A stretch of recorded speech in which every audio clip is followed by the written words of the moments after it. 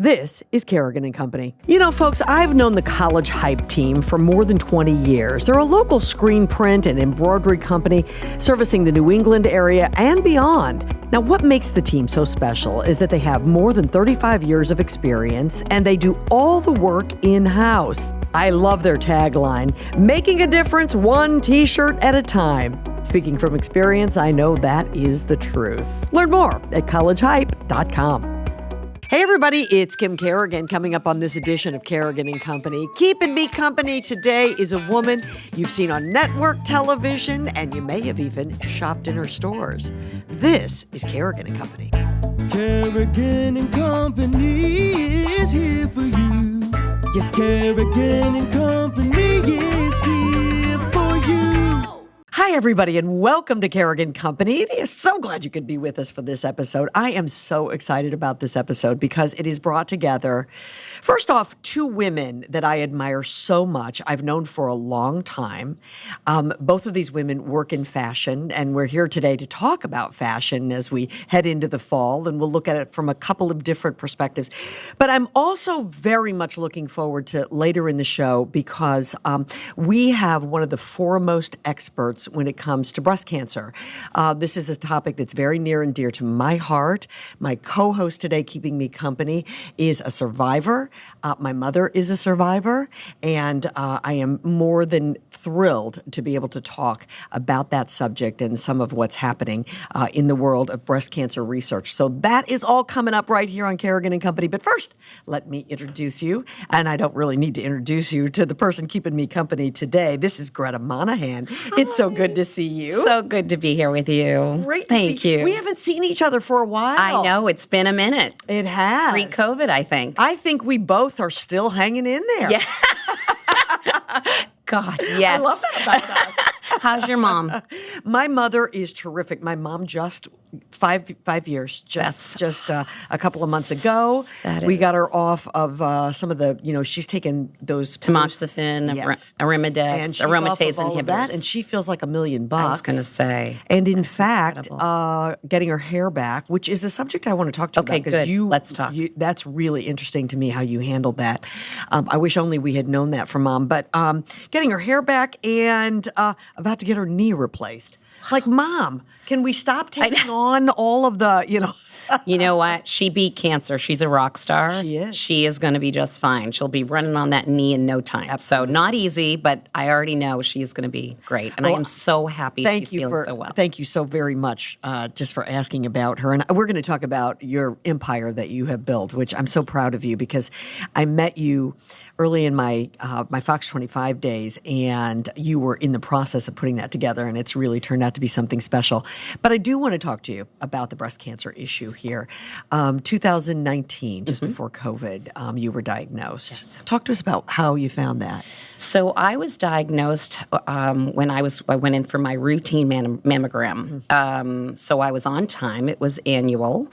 I have dense breasts, which have been in topical news a lot lately, which means that I was not only getting a mammogram, but I was also getting a sonogram, which now, right in this moment, we are all women are able and capable of getting that second test. But at the time, 4 years ago, I'm not quite 5, I'm 4 years ago diagnosed, I actually, it was something that I had to opt in. I had to actually pay for that and get it myself. And thank God I did, because on that visit, I went in, my doctor did the mammogram. She did a few extra, pictures, which is normal because especially when you have dense breasts, it can be very difficult to get that imaging. Absolutely. Did that, went back. She said, mammogram looks great. Lay down on the table, let's start the ultrasound.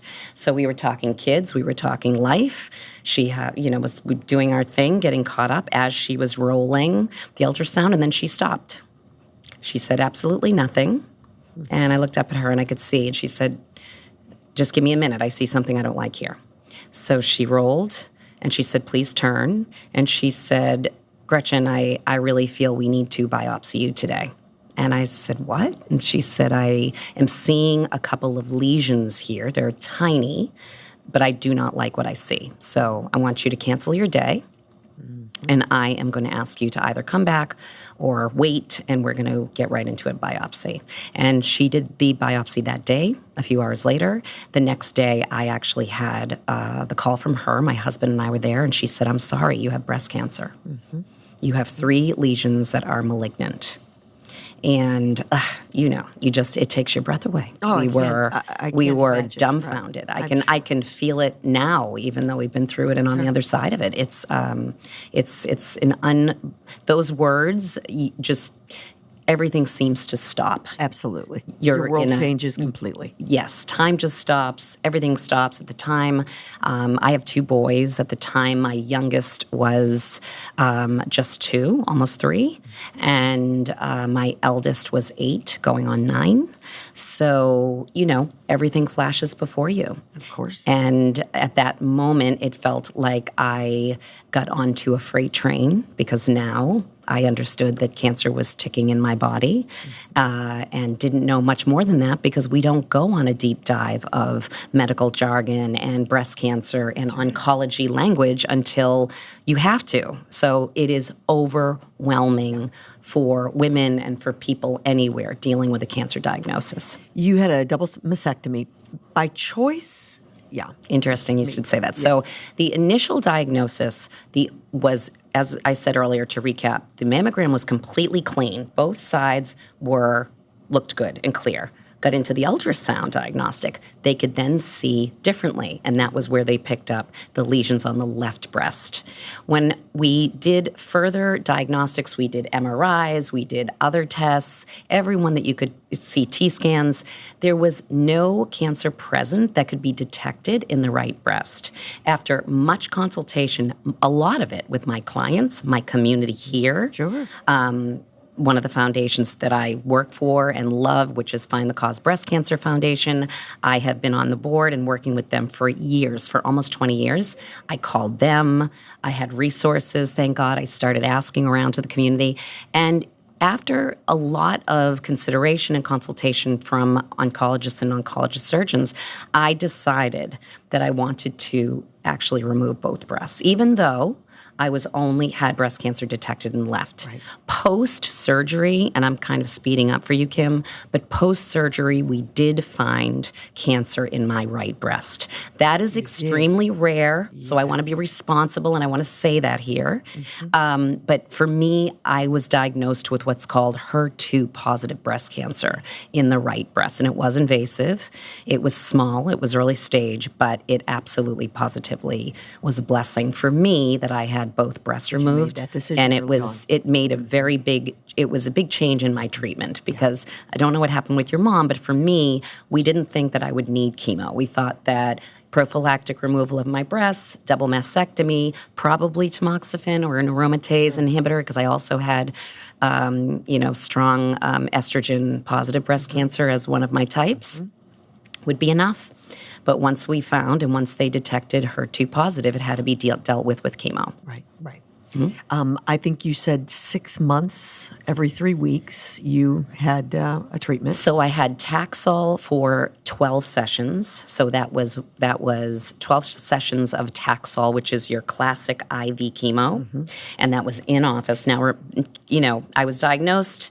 I had surgery, and then COVID started. So we were trying to get back into the clinic. It had stopped, which, stopping in the middle of chemo and treatment, I was only one of millions of people who had to deal with that. Very, very frightening on top of it. Oh, yes. And then the HER2 treatment was actually a year, but that is an immunotherapy treatment. Right. It does not have the side effects. It has side effects, but not the side effects, the kind of physical insult that you feel with chemo, such as hair loss and sickness and the rest of it. So that was a treatment that was once every 3 weeks for 1 full year. Yeah. And that was all through COVID. I mean, listen, I met You're there so many alone. women. Yeah. You're masked. You're, People can't be near you. No. You can't even have conversation, Right. maybe with others who are there having the same experience. Yes. A lot of times that's a big part of the counseling, if you can speak with others. Absolutely. We all had to be in separate rooms. And this was the type of office where, a lot of the women who were diagnosed at the same time that I was, like me, I'm sure you create a community. You do. Not just outside of your treatment, but inside of your treatment. Right. I still check up and talk to women that I was in treatment with, along with newly diagnosed treatment women that are being sent to me and referred to me from my doctor, because we have that going on now, and that's a big part of the work I do. But I got to tell you, it was unbelievable to meet people and see what they were going through. I then. bet. I bet. I feel so blessed. There were people who had to travel further. It was really, really extraordinary. Cancer is extraordinary. You don't want to go through it in the first place, but to have it's a people club no one suffering- wants to belong to. Right, exactly. It actually sounds like to me that you turned that club experience into something positive for a lot of people. I know this because you mentioned the organization. A little bit later, we're going to have one of the researchers there, and I know you've been incredibly supportive. So you've turned this into a positive. Did you have it in your family? This is why we're here. I did not. Yeah. There was but this is going to blow your mind, okay, guys? So, first of all, it is almost 90% likelihood that anyone diagnosed will not have family history, will not have a genetic tie. That was then and now. So you're talking about the far majority of cancer diagnosis, breast cancer as well, will not have a family history. In my family, there was none, Kim, none. So I was diagnosed.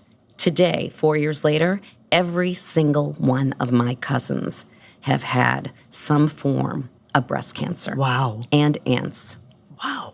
So in the matter of just 4 years, our family history has flipped from none to almost everybody being hit. Wow. But even still, because the genetic testing today is what I want all of your listeners to do, not just their mammograms, even still, when you have that genetic testing, we have all been told that it is not from family history. Each and every one of our breast cancer diagnosis is unique, and it is not linked to genetics or family history. That's why I work with Find the Cause, because they're studying environmental, because it's all about That's where we're going to go with all of this, and that's where I thought that's where you were going with just it. in But my isn't own that family. in your own family? Isn't that unbelievable? My mother didn't have. We had none I wanted to either. know. I didn't know. And after talking to a lot of doctors and surgeons and so on and so forth, we've tried to come up with reasons why maybe she would have. And my mother was much older than you. My mom was in her mid-70s. Was she diagnosed in her 70s? Yeah. So, we've really questioned that as well. And I have a sister, and so my sister and I are now, of course, and now I have a daughter. And so we are just absolutely on high alert at all times related to this, because just like what just happened in your family, you just don't know. So the great thing about this, folks, is that we're going to talk to one of the researchers from Find the Cause. This organization is amazing, and I've been looking into it more and more. We have researchers, and we have people who, of course, are working on medications and so on and so forth. But to try to find the reason why it's happening, that's the root of the issue, right? That's right.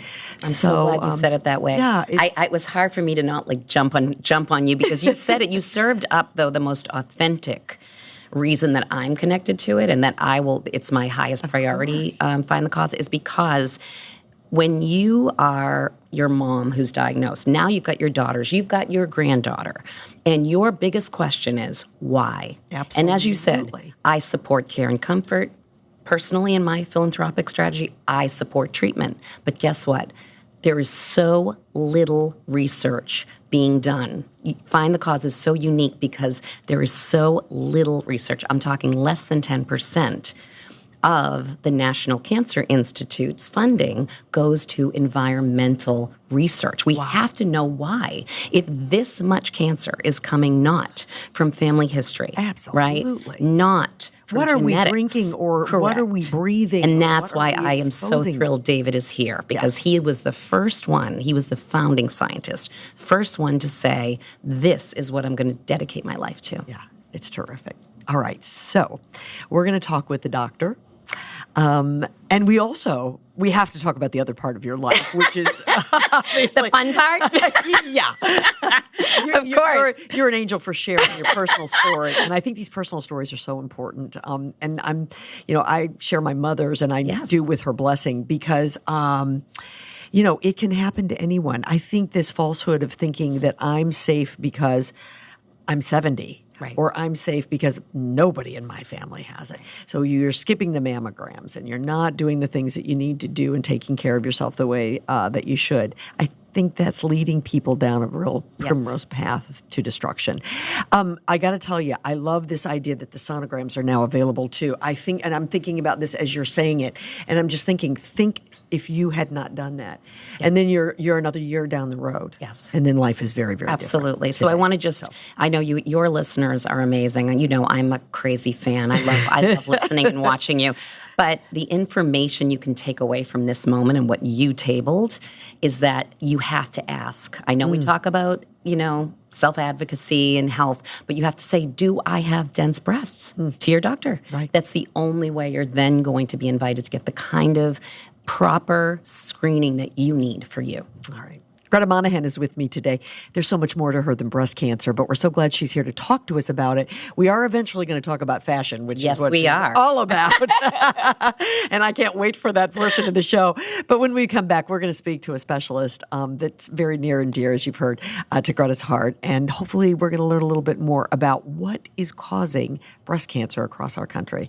This is Kerrigan & Company. You know, folks, I've known the College Hype team for more than 20 years. They're a local screen print and embroidery company servicing the New England area and beyond. Now, what makes the team so special is that they have more than 35 years of experience and they do all the work in-house. I love their tagline, making a difference one t-shirt at a time. Speaking from experience, I know that is the truth. Learn more at collegehype.com. This segment of Kerrigan & Company is brought to you by Lucia Lighting and Design, where people in the know go for the best possible lighting and design experience. Welcome back, everybody, to Kerrigan & Company. So good to have you with us for this very special edition. We have been talking with the woman keeping me company today. Of course, this is Gretta Monahan, and there's so much more to Gretta than just breast cancer. But I am so proud of the work that she's doing and turning something that has been so incredibly difficult in her life into a positive for herself and for others. And Gretta, I think you're doing that with the help of the man who's sitting to your left. And we want to introduce everyone to Dr. David Sherr, and he is the director of the research consortium at Find the Cause Breast Cancer Foundation. Let me say that again. Find the Cause Breast Cancer Foundation. This is an organization that's not all that big, but doing monumental work. And I'm just so glad that you've introduced us to this organization today. Thank We're going to talk you. more about a big fundraiser they have coming up in October, of course, Breast Cancer Awareness Month. And we're so glad that the doctor could be with us. Thank you Good for to being see here. you. Pleasure to be here. Thank you for doing this. You are a researcher, sir, and am. you are on the hunt. You're a man on a hunt. Yeah. And that hunt is to find out why women like Gretta, like my mother, like so many women who are going along in their lives being healthy and happy and fine and suddenly hear those words, you have breast cancer. Yeah. I mean, that's the goal. I mean, if you've ever experienced that, it's the worst feeling in the world to come home from an appointment or get a phone call where you think everything's fine, where a doc says to you, nope, you've got breast cancer, and then your whole life changes. Everything goes upside down. Yeah. So we really want to focus on how to prevent it. We think that there's not enough, we know that there's not enough effort towards prevention. Maybe 80, 90% of all the dollars that go into cancer research go into therapy, which is great. Unfortunately, we've all benefited from that. But that leaves a whole bunch of money that hasn't been used for things like prevention. And there's no need for it. There are some estimates that maybe 80 or 90% of all cancers are caused by some extrinsic factors. And that means it's preventable. So you think, oh, that can't be right. I could prevent cancer, 80% of them. No, that's right. But we have to find out what those extrinsic factors are. Well, when you said that in our first segment, I was blown away by that statistic. Yeah. I didn't know that statistic. Yeah. What I'm not blown away by is the fact that a woman like Gretta, who has no family prior history. Right. And that's one of the things that we as women hear immediately. If you have family history, you're at high risk. If you're, so you think that you're skating it because there's no family history. Talk to us about where your research is leading at this point. Well, we've tried a couple of directions because, of course, you never know which one's right. So you try a couple of things. So initially what we started doing is to try to identify what chemicals are actually cancer-causing, carcinogenic. So you may not have already talked about, there's 86,000 chemicals that are registered by the EPA. And about 2.5% of them have been tested to see if they can cause cancer. So that leaves a whole lot that we don't know anything about it. Yeah, 2.5%. Exactly right. And there's more coming down the line all the time. It takes a long time to show that something's carcinogenic. And while that's happening, whoever's producing that compound says, oh, my bad, here's another one. It's another 10 years. Right. So the first thing we started doing was to try to find faster ways to identify what chemicals are likely to be carcinogenic, and then you focus on those and you really do the ultimate test. Then the second approach is that we try to use several different kinds of biologic systems to determine how chemicals do cause cancer and to find markers of what they do to cells that cause cancer. Then we can use those markers maybe to predict when someone has been exposed to something bad or to predict when they're likely to get cancer. Now, I'm not talking about early detection, which is fabulous. Imaging is great. But it's early detection. It's actually a precancer or a cancer. Right. We want to try to find these markers before that. Sure. So those are, the two things. What chemicals are bad? How do they work? If we find out how they may work, then we can take other chemicals, look for the same kind of markers, and if it looks like the other carcinogens, then we know it's a carcinogen. And that's sort of, if it walks like a duck and talks like a duck and swims like a duck, it's a duck. So when you say chemicals, how are we exposed to these chemicals? Is it in our food? Is it our water? Is it our air? Is it all of the above? Keep going. Yeah, all of that. It's in what's made in my clothing, right? Yeah, all of it's that. everything. Yeah, all of that. Well, 86,000 chemicals, so it's everywhere. I mean, they're everywhere. Not all of them are going to be carcinogens, but we just don't know. So yeah, I mean, the one big area that's gotten a lot of attention lately are PFASs, the forever chemicals. So yeah, they're used in clothing.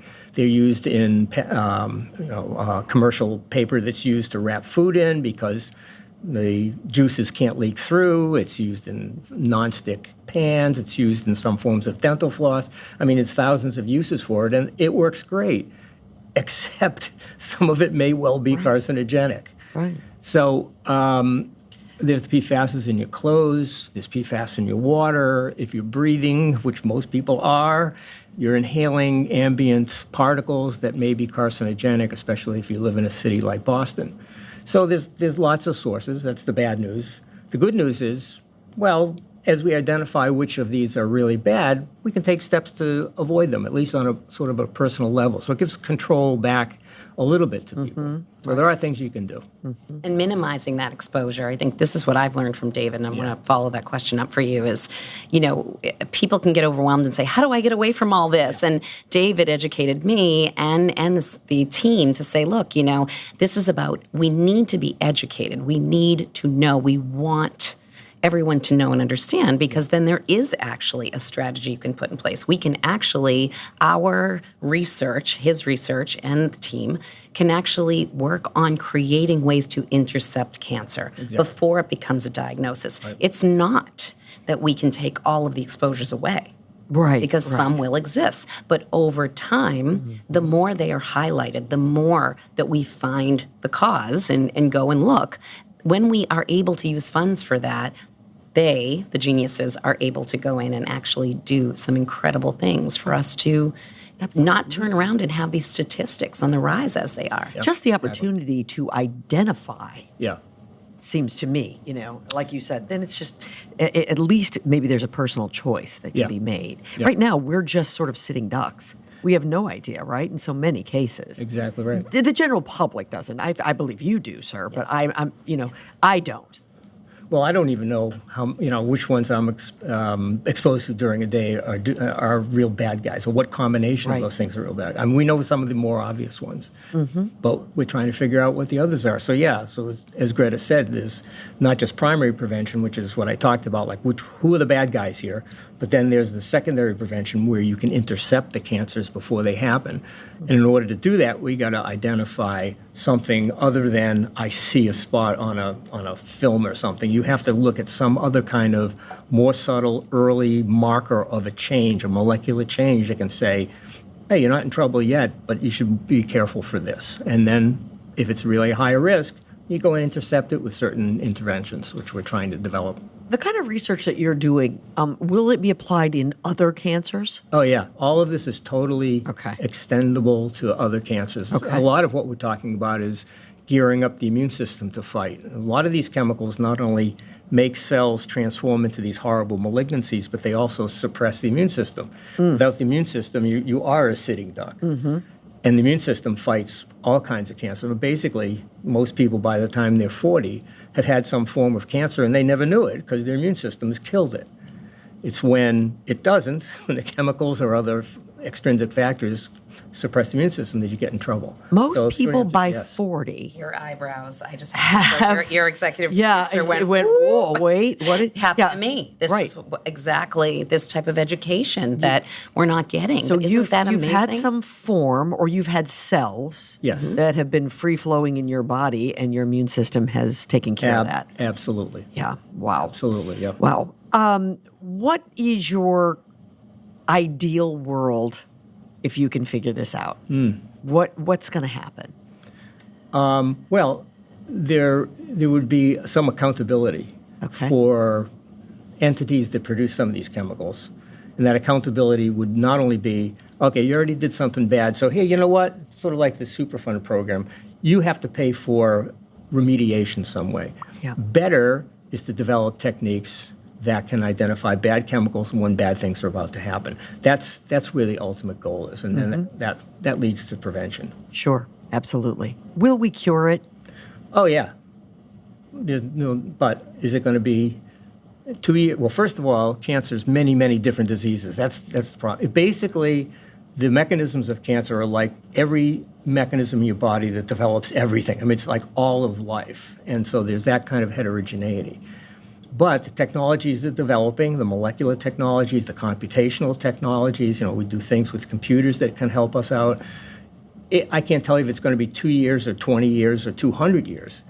All I can say is I don't know where the end is, but we're getting there really fast. So yeah, it can be cured. It can be detected. It's not insurmountable. It may take years and years and years.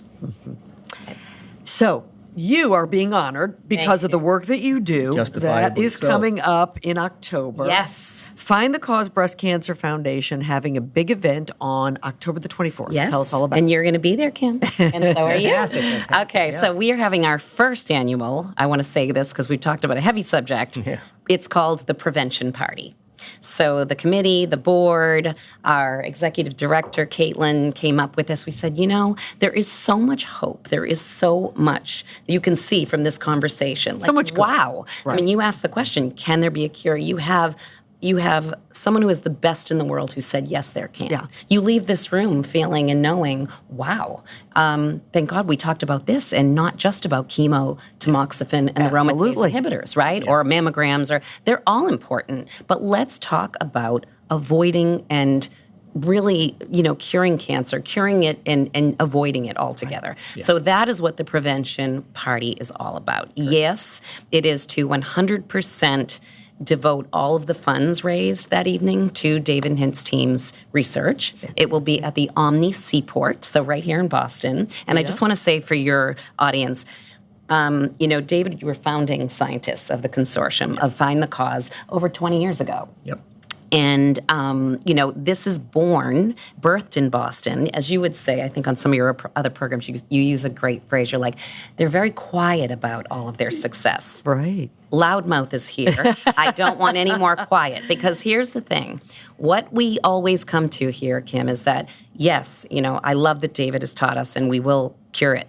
But if we stay on track to have too little funding, if we do not have the education, the platform, voices like yours, learning, spreading the word, getting more and more people, especially the amazing community we have of philanthropists. I mean, you work with so many people I admire. I'm listening to them every week on your program. You know, we want to fill the room. You know, David said, hey, we can do it, but we need more people to join us. Absolutely. We need more people and experts to help us grow even more. Because you've been there over 20 years, David. Tell us what's happened in the last 5.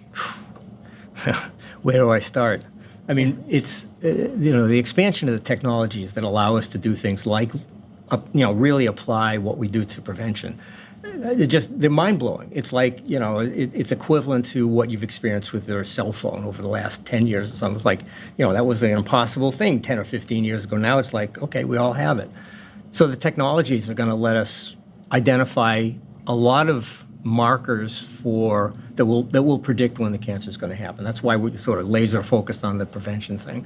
And meanwhile, the stuff that we investigate, which is in part, how did the cancer start? That can all be used for therapy too. I mean, people developing cures are going to use that information and say, oh, here's a pathway the cancer absolutely is addicted to. We're going to block that. And it might be more specific than an aromatase inhibitor. So, it's going to be amazing. I don't want to understate how difficult the problem is. As I say, it's basically life itself. Cells, don't know when to die. They don't know where they live. They metastasize. All kinds of crazy things happen. But it's doable, and the technologies are expanding exponentially. But you need dough. You need dough. Yeah. And we're bringing you all together. We're going to throw an amazing party. You have to have money. And so it's October 24th. October 24th at the Seaport Omni Hotel. To get tickets, you go to... Yes, Find the Cause, breastcancerfoundation.org. You can also follow us on Instagram and click through.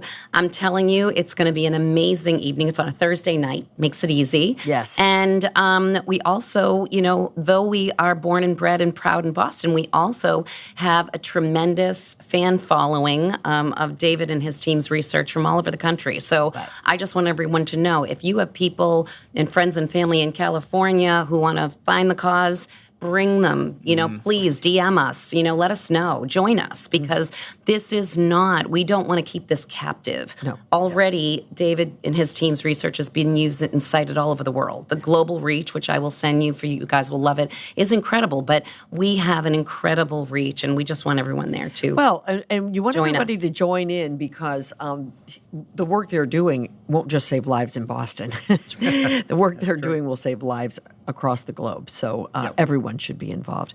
Doctor, thank you. Best of luck. Thank you so very much. We are going to continue to check in with you. You are doing incredible work. So appreciative. We do what we can. Thanks so much. Thank you so much. Thanks to Greta Thanks, for all that. So it's all good stuff. All right. Fashion. That's what we'll talk about when we come back. You're listening to Kerrigan and Company. I love the products and the people at Lucia Lighting and Design in Lynn, Massachusetts. During my most recent visit, owner Lucy Dearborn showed me their Mia Lucia Design Studio. All of the products in Lucia Lighting's new gallery are made right here in the United States and are fully customized. I guarantee you will be impressed with the wide variety of unique decorative lighting.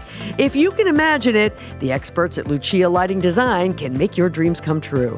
Learn more at lucialighting.com. That's lucialighting.com. If you like rum, you're going to love Rumson's Rum, New England's most award-winning rum brand. Rumson creates distinctive and savory flavor profiles by hand-selecting and marrying the finest barrel-aged Caribbean rums. The spirits are then blended and finished in the New England Rum House. Choose from Rumson's Gold, Spiced, Grand Reserve, or Coffee Rum, which is smooth and sweet with a warm roasted coffee flavor, a hint of vanilla, and a decadent buttery finish. Find Rumson's at liquor stores or ask for it at your favorite restaurant. Learn more at rumsons.com. That's rumsons.com. Rumsons. Life lived, life enjoyed. This segment of Kerrigan and Company is brought to us by Bill Haney's North Shore Music Theater. Get your tickets to $1 Million Quartet, playing September 24th through October the 6th at nsmt.org. Welcome back, everybody, to Kerrigan and Company. So glad you could be with us. Of course, brought to us by A&B Burger. We appreciate those folks. Keeping me company today, Gretta Monahan. And of course, we just had this conversation about a part of Gretta's life that came on unexpectedly, certainly. And I know that's become a big part of your life. Yes. And will be forever. It will be. But there's something that came before that. Well, a whole lot came before. And that also is a big diagnosis. part. Yeah. And we really even haven't even really had a chance to talk about it. But she's a lifestyle expert and also a fashion guru. Is that okay if I call you a fashion guru? That's Can nice. I do that? I don't know that I've graduated to that yet, especially sitting next to this one, but I'm working on it. She is an entrepreneur. She, again, we haven't even had the chance to talk about it. She owns a beautiful boutique in Wellesley called Gretta Lux. She also owns G Spa in Foxwoods, and then you have Gretta Cole, which is beauty. Which is a lot of places. You do, basically lady. head to toe. It's It's so the great. self-care. It's the feel-good stuff. It's that so we love. great. And we're both looking over at the woman sitting next to you, who just amazes me to this day. And I really you don't need any introduction. No, you you know do that, not. Yolanda. Yolanda Cellucci is with us. But my producer Dave said, the beauty of Yolanda is she's very much like Madonna. She goes by one singular name. And that's Yolanda, and everyone knows. Of course, you owned Yolanda's for years, That's which was right. a staple for everyone in this area. And you've taken it just that much further. Please tell your story. Well, I just shared with Kim that you allowed me to work. She actually allowed me to come to the store. No kids were allowed. Yes, she was My the only precious one. Aunt Kathy and Yolanda were dear friends, and Right. Yolanda had a beautiful health and spa, all in her store, as well as the fashion, as well as the beauty. Right. Which you can see, I obviously took a lot of that with me as inspiration. But my aunt said, she had taken me in and was raising me, and she said, I'd love my niece to come along. I know you don't allow kids, but could she just come in on Saturdays for a bit to see the girls? Little by little, poor Yolanda had to take me on. I'd hide in the corner. But I was just saying to Kim, just watching it, and then we evolved, and 14, 15 came along. I worked in the cafe. Yes, you did. And believe me, I could not keep up. She was there before I got there, after I left, and that went for everybody in the store. And I'll never forget it. I always say Yolanda was and is the biggest inspiration to me, and I still can't keep up. Thank you. Very sweet. You've done really well. Really well. Yolanda, you are certainly just in your being is an incredible inspiration. You're beautiful everywhere you go, and you carry that with you. And I'm so incredibly impressed by that. Interviewed you years and years ago, but when I think about this, you were a female entrepreneur, a woman entrepreneur at a time when not a lot of women were That's doing true. that. Yes, it was. And you opened up a beautiful boutique that turned into an incredible, I'm going to call it a facility almost. Right. Before that kind of thing was all happening under one roof. That could not have been an easy thing to do. It wasn't, but I had a husband that was incredible. I would think about things and he'd first say, "You're crazy," but then he'd do it for me. And he was really basically a builder by trade. And so he knew what I wanted, and he really helped do it. I mean, I always tell people, Yolanda's couldn't have been Yolanda's without Dan. He was the builder. He was the maintenance man. He was the go-to guy when I had a problem. It was awesome. He was behind me all the time, but very privately. He never really liked the limelight. When I had the Excalibur cars and I was buzzing around the city and people were waving and tooting and loving the car, he'd go, "Oh, we're in this car." He didn't want to be in that car. He just wanted to be in his truck,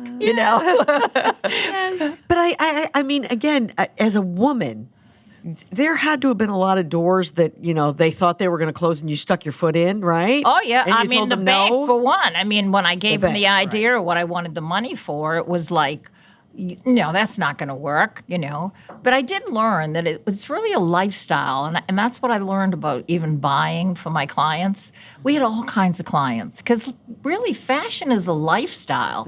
Not everyone wants to look glamorous every day. Not everyone wants to just throw on sloppy clothes. I mean, it's a lifestyle. It depends on how they live, their budgets and whatever. And we really learned that the hard way as we grew in business to make sure that fashion was for every woman. Every woman should feel beautiful. First off, I couldn't agree with you more, and I love that. You know, I'm not sure which one of the two of you, because I've done so much research on the two of you in the last couple of days, but one of the two of you were, and I think it's you, Gretta, who was saying fashion isn't always what's the most in, but maybe it's what is the best on you. Yes. Right, exactly. Which I learned from Yolanda. Yeah. And I would just say, as an observer, I was very young and didn't even know all of the incredible. It was like, forget Harvard. That was the best school in town to be at, watching her. But honestly, it was really about empowerment. And that was not, it wasn't a hashtag then. It wasn't anything, because as Yolanda said, my aunt was a working woman. Right. She worked. And so, she wanted to feel great, but she really was inspired about the fact that she could go.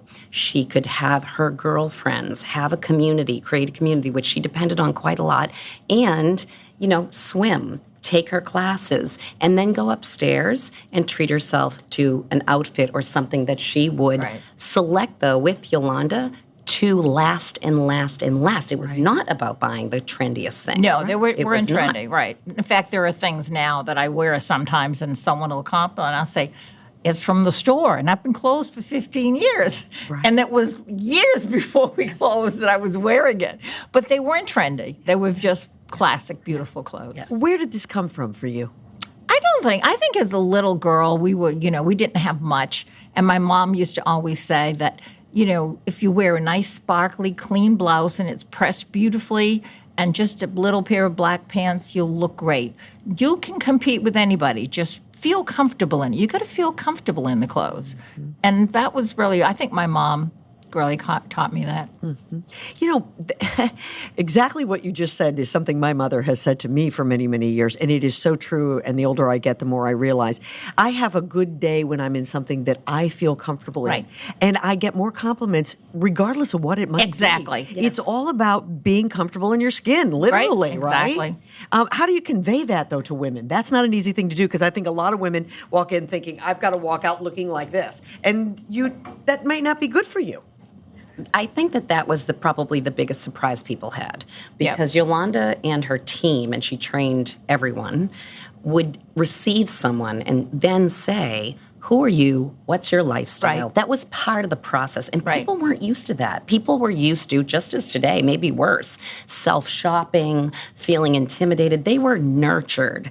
And then they could figure out who they were, how they felt their best. A lot of women were doing so much and are still taking care of kids, working. They didn't even know that they were able to focus on that and actually build a wardrobe that could make them feel great and style of their own. Well, of course, back then, a lot of girls weren't working. They were with their children in their baby carriages, and they would come in with their baby carriages because, really way back then, I'm talking 60 years ago, and that's when I had the stores. I mean, it was just a wonderful way to see women come in, enjoy, find something for themselves or feel good about themselves, and to be able to exercise, work out, get themselves in shape, feel good about themselves. I think it's feeling good about yourself which makes it happen, but you have to really be with them. You need to, I should say, nurture them, stay with them. Mm-hmm. I loved my clients. I was never not there.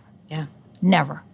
When the store was open, I was there. Yeah. It's very rarely that I was Well, not. you've had an incredible life. I mean, after reading about some of the things, for example, I love this story.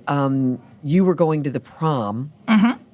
It's a story I think you've shared a few times. But you were going to the prom and you were saving up your money, and you didn't have enough. Nope. And so you decided you'd make something. Right.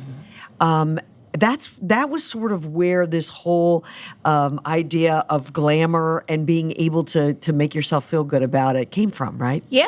And I mean, Mom said, you'd go to a fabric store, buy some fabric, get a Buttrick's patent, which nobody even knows what that is. I remember those. There's no I learned on a patent today. And she said, you can do it. And of course, my eyes directly went to sparkle. Mm-hmm. So I knew what I wanted. Yeah. And the tulle and the fantasy kind of thing. It was just like I always tell women, you can be any woman you want to be. Right. And by buying the fabric and making it, I could be any woman I wanted to be. And I think I've just kept with that. I just love sparkle, regardless of the day. I have on a rhinestone bracelet today. People don't wear them during the day. I wear them during the day because I like sparkle. Right, absolutely. Well, and I think you've just said something that is really important for people. What you like is what's good. Right. That is exactly right. That's what works. Well, I think the best part of that whole story, after I made it, I ended up winning Queen of the Prom, and a girl that spent thousands of dollars in her gown did not. So what does that tell you? I didn't know that story. I love that. I did not know that till today, and I thought I heard a lot of stories. That tells me you were destined for a life that you have had. That's what that love tells me. that. Yeah, Wow. for sure. And it was homemade, but it was pretty. So good. I love it. Did you ever think it would turn out this way? No, never. I never even dreamed as the building kept growing, and every time I'd think of something and tell Dan I wanted to do, it was funny. I just never dreamed it would happen, but it did. It just, and I'd tell him at night, and he'd say, "You want to add what?" And but we actually started with the 3 concepts. Our first building was very little, so we had just an exercise room. Right. That was in Belmont before we built the big store, and then we had a little facial, and we rented that out. I didn't own it all in the beginning because I couldn't. Right. I looked for a hairdresser, Mr. Raymond, who opened up. Raymond. Yeah, and he was awesome. And I had an exercise girl, a model, who taught classes. And then I did the dresses. So from the very, and we had a massage parlor. It was actually an old funeral home. So we ended up having that room, the embalming room, be the massage room. You got to do what you got to do. You gotta do. You do. But it grew. Within 5 years, we just outgrew it and had to move. And it just Absolutely. kept going. Yeah. Swimming pools and sun tanning beds and you name it, it was there. Everything under one roof. I want to tell you that even today, because I'm always hunting for inspiration and trying so hard to do as many things as I can for women in the way that Yolanda has done. But I have to tell you, I travel everywhere. Doing and creating what she created is so difficult to do. It's difficult. Now, it was difficult, impossible, really, Right, truly. right. And then it was, what was the square footage of that building? Oh, It was huge. Yeah, well, it was like a mini, it was a 22,000 city. I used to say it's Yolanda's world. It's not a, It it's- was. It was Yeah. Yolanda's 100% world. correct. Because you literally went in there, you parked your car, and it was a staycation. Right. Yes. That's really what it was. Yes. A stylecation, I should call it. I mean, that was the place that you went with your girlfriends and you Right. spent a full day and could have spent the night somewhere and gone back the next morning. Right. Honestly. Oh, It was for just so- sure. Well, I still have people like Karen Polito, who was our lieutenant governor. When she bought her wedding gown, her and her mom came with champagne, and they had a private room, and they had Experience. cocktails, and they bought the dress, and they celebrated. And we still talk about those days of so much fun with our clients. It was fun shopping, Of course. and it was a family affair. The private rooms gave us, a family atmosphere. Absolutely. Was It was. awesome. It was. It was like a Broadway show. Yeah, It was. honestly, She'd I have wanted the lights on at 5 o'clock in the morning. I was never there. But when you walked, when those doors opened, she was perfect at the white desk. Yes. You were like, how? Every single week, every single Isn't day. there just one bad It day? was no, never. And I'm going to tell this story. My aunt brought me on a Saturday. I'll never forget it. We came a little earlier, and we parked and we were, having a little coffee. And she said, "I'll just go peek and see if Yola's in there." So she goes and she looks. She's like, she came back to the car. She said, I said, "What's wrong?" She said, "Yolanda is on a 12-foot ladder cleaning the chandelier with gloves, a white outfit, and stilettos." She's like, "I'm so nervous she's going to fall. I knocked, but she shooed me away." She said, "I bet you someone must have gotten sick." Yeah. She's up there polishing a zillion crystals. Well, I had several employees that when they came for an interview, I would have probably an apron on cleaning the toilets and come out and they'd say, "Well, I have an appointment with Yolanda." I said, "Well, I'll get her for you." And I'd go back, take the apron off, put the brush away, and come out dressed like, "I'm here." There's sparkles. I got her. But I think that's what people have to understand. Nothing just happens. No, And right. That's how people start, and you keep going, and you work hard, and then you gain the respect of the people that come, and you love them. I mean, it wasn't like going to work. I never felt like I was going to work. All right, so 2 pieces of advice. The first is, as a woman, entrepreneur, what's your first piece of advice? Oh, just go for it. If you really feel that you want to do something, You have to work at it, and you have to be consistent, but you have to have a passion for it. And if you do, you'll be successful. And fashion. In any, I don't care if it's a jean store. If all you love is jeans and you wear them well and you want people to see people in them, you can do a vast, big size store with every kind of jean, jeweled and feathered and glitter, name it. Absolutely. And even something bad. And the second thing I want to ask you is, what is your favorite, I think you've already said it, but tell me your very favorite fashion advice. I think dress up every day. Every day. I don't say fancy, but in something like you said, that you love, that you feel comfortable. And if you feel comfortable in it, the day's going to be fine.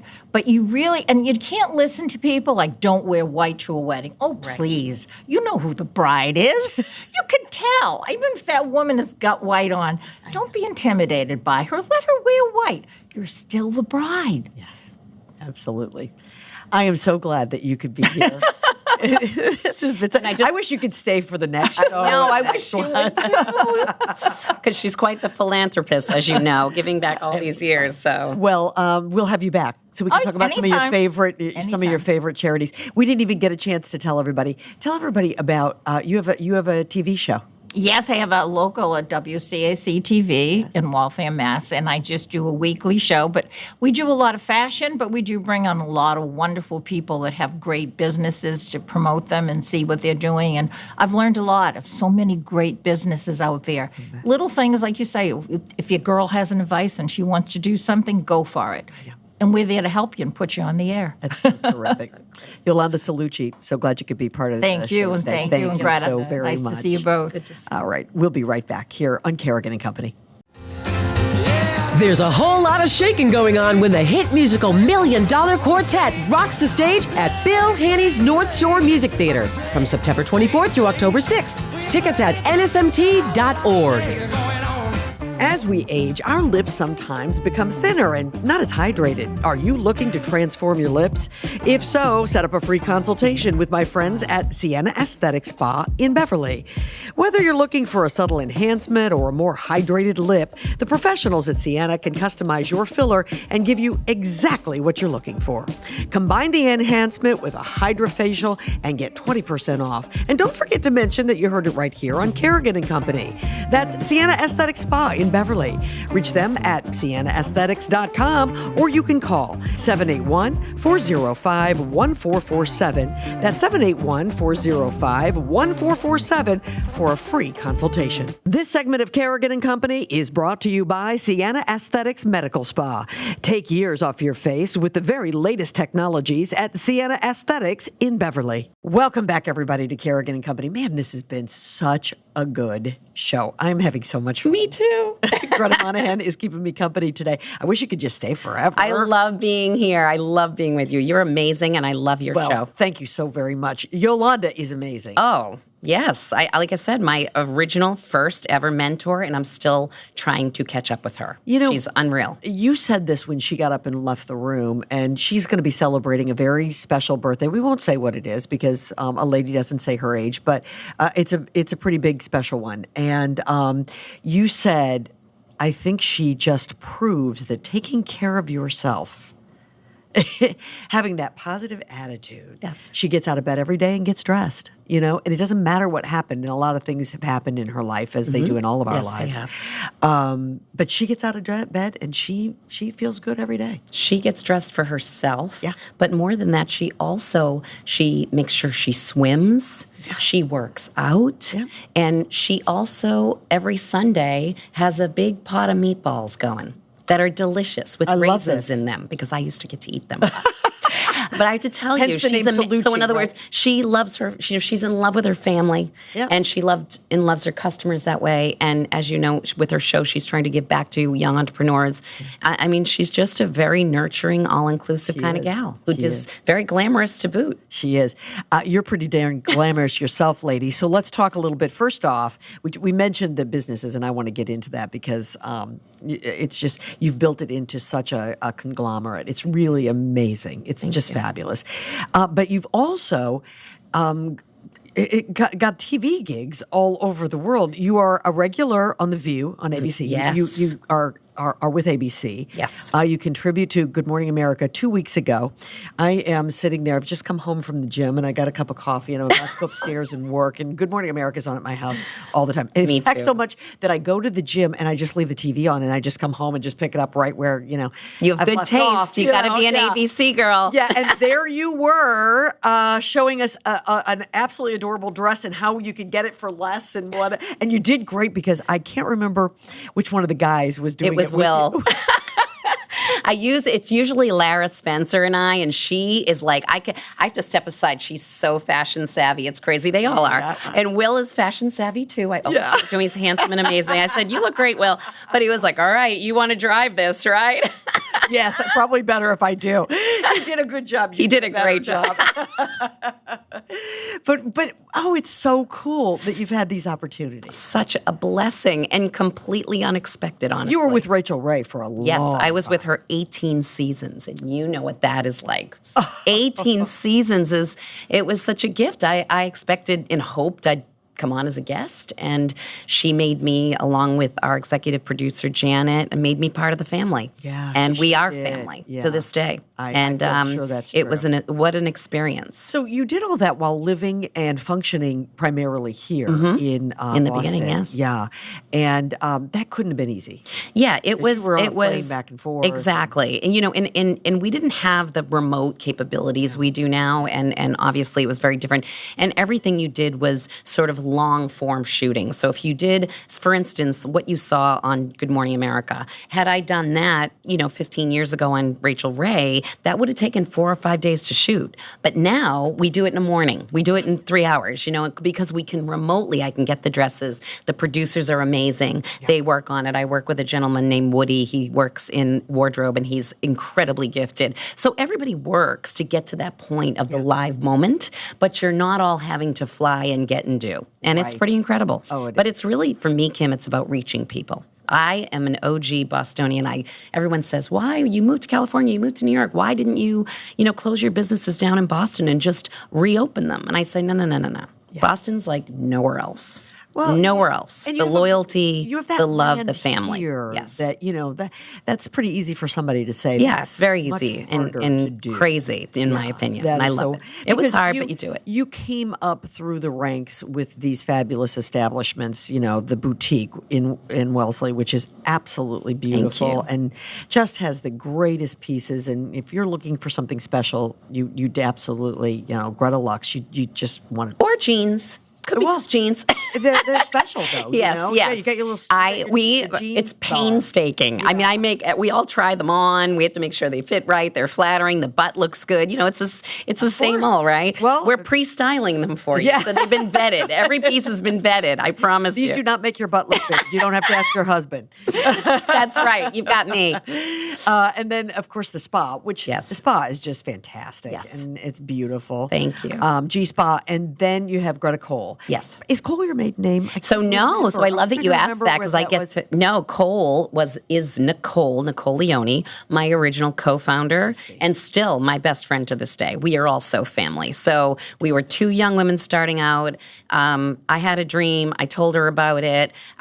She said, "That's great. Can you do it?" I was like, "No. Where's the money?" Like Yolanda said, no one would give me a bank loan.